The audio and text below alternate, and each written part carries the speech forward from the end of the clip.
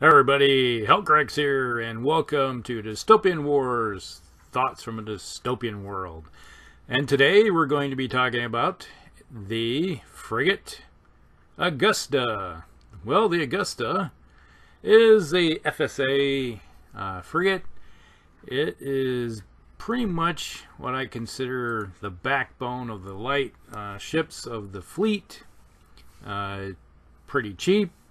You can take a lot of them in a game up to a point where I guess you're limited to a certain extent.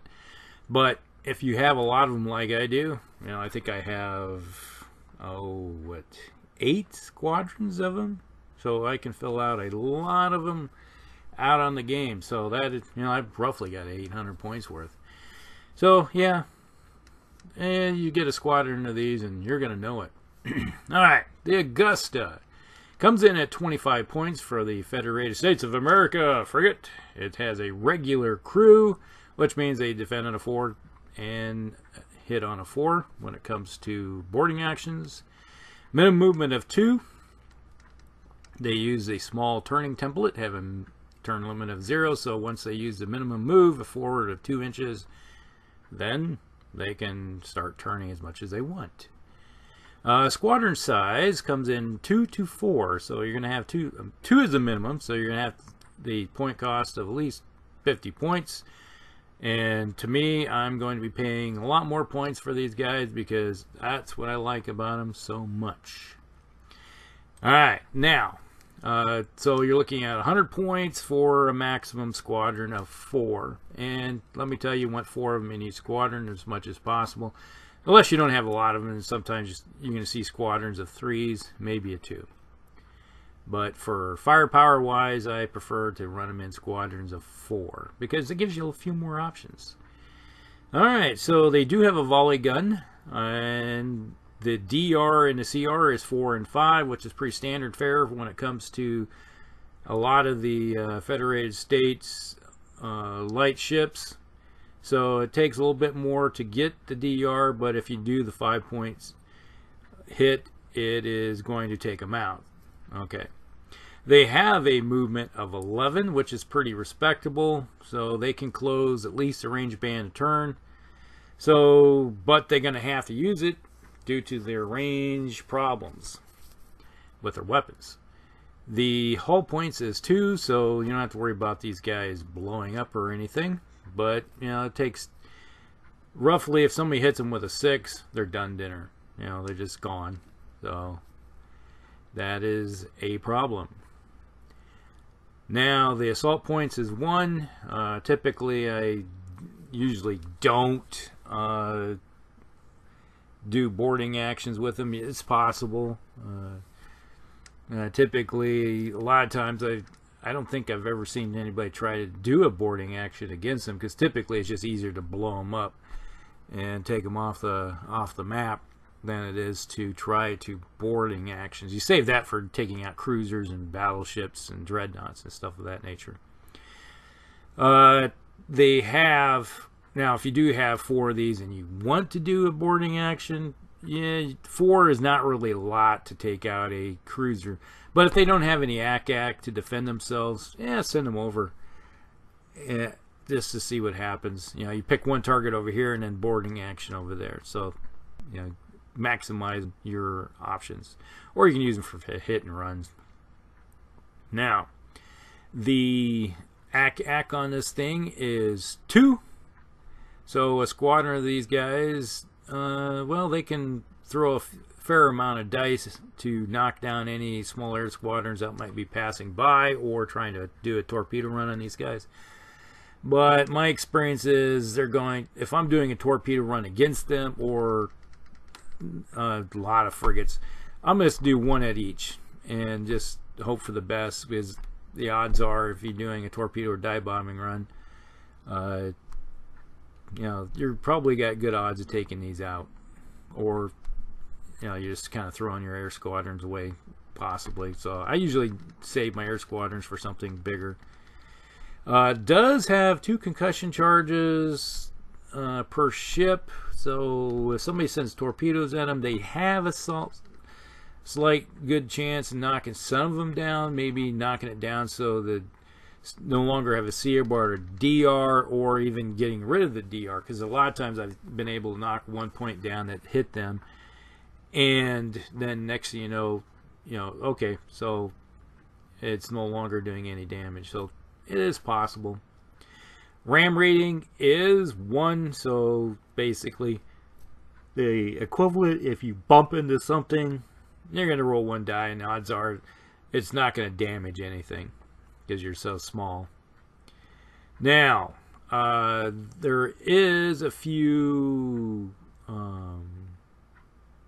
Mars with this ship. We have advanced engines, which goes into our movement. So if this ship is moving straight forward, you find yourself on the first turn or so, the odds are you're going to get a +2 movement, so you're going to move 13, so you're almost going to range bands. So if you move these guys second and before somebody can shoot at them, there is a good possibility that you might be able to send a squadron of these guys out and hit some targets on the first turn. It's possible. Just depends on what your targets are, because if you have some corvettes or even frigates on the other side that don't have the range and they're just trying to close, yeah, you might have a good possibility of hitting them from the second range band. Not quite, probably not, but there's a possibility. So typically the first 2 turns, these guys are going to be taking advantage of their advanced engines. So, but if you make any turns, you don't get the +2. You have to go in a straight line. Now, they are a small target, so capital ships are going to have a harder time shooting them. So the end result is they normally hit on a 5 or 6 by capital ships. So that's kind of respectable. But typically a capital ship is going to be tossing a lot of dice at them anyway. And the odds are of getting a 6 in there is pretty high, so they're going to disappear. So a lot of times that's what happens. You're going to see a squadron of cruisers. Let's say a squadron of 3, and they're going to put 1 turret here, 1 turret there, 1 turret there, and they're rolling 6 dice, and all they need is 1 6 out of those. And the odds are, if you're throwing 6 dice, one of them should be a 6, because typically the law of averages say you're going to have 1 of each type of pip, and 1 a 6. That's all you need to take them out. So there you go. And we do have sharpshooters on board, so if you get really close with these guys, and the odds are you're probably going to get close, you can use your sharpshooters to just do a random attack. You roll 1 die for a ship to possibly knock off a assault point on the enemy ship. It's basically you got guys in the superstructure elsewhere with good rifles, and when you go and buy it close range, you're like, hey, there you go, I see you guys on the deck, and then I see all your Marines just ready to pounce across, and they just go bam, bam. But it takes a high number, 6, to take out a assault point. So, that's not a bad deal. Heck, you got the rule, and you can use it. Not very often I use it, but, it's something that could take off an assault point. And it may be the difference between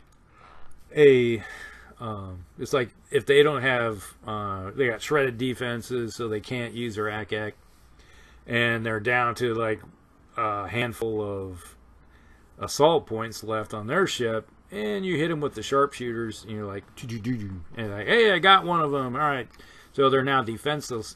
Send the Marines over, that type of deal. Now, let's talk about the weapons on this thing. It doesn't have anything in range band 3 or 4. And that is one of the problems with it. But it has 2 turrets, front and aft, that shoot 270-degree arc. So you do have a decent firing arc with this thing. So if somebody's in your broadside arc, you're going to be hitting with both turrets. So these ships can throw a lot of dice at stuff when they do get into range. Let's say you have a squadron of 4 and you get into range band 2. Let's say on the second turn you got some unsuspecting target out there that decides to get close enough to these guys. you send your squadron out, and you have both turrets are in range with all 4 of them. So that is 8 turrets. Okay, now let's just do the math. So the first turret, you have 3. Now you got 7 other turrets that are in range. That's 21. Half 21 is 11. That is 14 dice. Now you're understanding why I like these things. Because a squadron of 4 of these throws 14 dice at a cruiser. That cruiser is probably going to be having a bad day, or even disappearing at range band 2. They're very good at even damaging battleships, heavy cruisers, battle cruisers, and even dreadnoughts. There's been times I've taken dreadnoughts out with these guys. Send 2 squadrons of frigates at them, and the first squadron does a massive amount of damage because you just get some good die rolls, and then the second squadron finishes them off. So that's why a lot of times these guys get focused down. But it's one of those things where somebody's focusing on one thing, they have to ignore something else. Now, if you get these guys into range band 1 and they have S guns, which means they don't have any penalties for shooting in the first range band. Now we're looking at those 8 turrets. So the first one has 4, then you have 7, that's 28, half that's 14. You're rolling 18 dice. Yes, 18 dice. That is why when you get one of these squadrons in close onto a dreadnought, or a battleship, or a battle cruiser, or a heavy cruiser, or even a cruiser squadron, there is going to be some hurting units. Now, typically, when I get even closer, there's a lot of times I'll have 2 ships firing at one cruiser, and then the other 2 ships fire at a different cruiser in 2 different targets. And typically, in that case, you are looking at this range band 1. You got the 4, and then you have 3 other turrets. That's 12. Half that is 6. So yeah, you're throwing 10 dice. So it is a degrading amount, but 10 dice is kind of respectable, especially if you're throwing at a cruiser.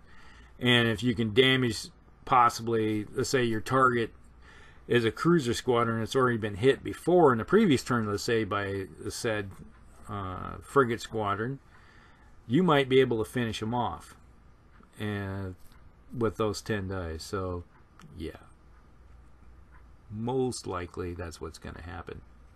So yeah, that's what I like to do in most cases. Alright, now that is pretty much everything when it comes to all the fun goodness that comes with this ship. The interesting thing is how you basically like to use these guys. I like to use them as screening. Typically, you can lay down a pretty decent screen with these guys, and the whole premise is that let's say you move your cruiser squadron, fire, and then you can throw a screen of these guys out front to protect said cruiser squadron from taking any fire from anything that isn't well, they have to be a battleship class or larger to be able to shoot over these guys. So you can hinder cruiser squadrons, even other frigate squadrons, from taking out your heavy capitals. And then if you got a heavy capital, a large capital ship, say your battleships, dreadnoughts, they're able to fire over these guys. So you can protect your ships, major ships, from cruisers, and at the same time your major ships can shoot over top. So that is kind of a tactic I like to do. Another thing is like what I was telling you, where you can get in close, you can use these guys to really shut down a enemy squadron or a battleship or a dreadnought. Because let's say you move your frigate squadron and you move it so their minimum movement will run into one of these things. So you set it up, you do your fire with your ships, do a bunch of damage to their, say, battleship.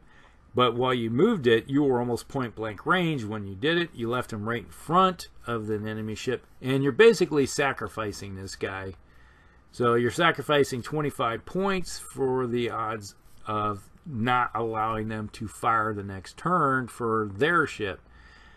Because when you ram into somebody, you know, you're prevented from firing. So, yeah. So it is kind of a tactic I like to do. It's been done to me too. So it's like tit for tat. And so you can take a whole pool of dice away from them from being able to use. So it forces them to, if they don't have another squadron, to initiate first, to take that frigate out first, forcing them to shoot at a lesser target. So let's say the turn comes around, next turn they activate a cruiser squadron. You're forcing their cruisers or other ships to fire on a smaller ship, which will allow their capital ship to fire. So it's like, okay, that is fire that's going towards one of my smaller ships that isn't hindering one of my bigger ships. So I'm willing to, it's kind of like the pawn type thing when you're playing chess. Sometimes you're willing to sacrifice the pawns just to move the game forward in your advantage. So that's something you can do with these things. So just because a ship dies doesn't mean its purpose was lost. All right. So you have to look at it's kind of like also psychological warfare. You know, it's like putting the shiny goldfish in front of the big dumb bass to make them play with the little shiny thing while your other stuff, while your big northern pike is sneaking through the depth to come and do an ambush on them and swallow them whole. Yeah. Psyops. A little bit of fun there. But, you know, it is a good ship. You put them in squadrons of 4. They do wonders for you, and they can get the job done. All right, that's pretty much it for the when it comes to the Augusta frigate for the Federated States of America. Hope you guys like it. Like and subscribe, and share with all your friends. And we will talk with y'all later. Hellcrex out.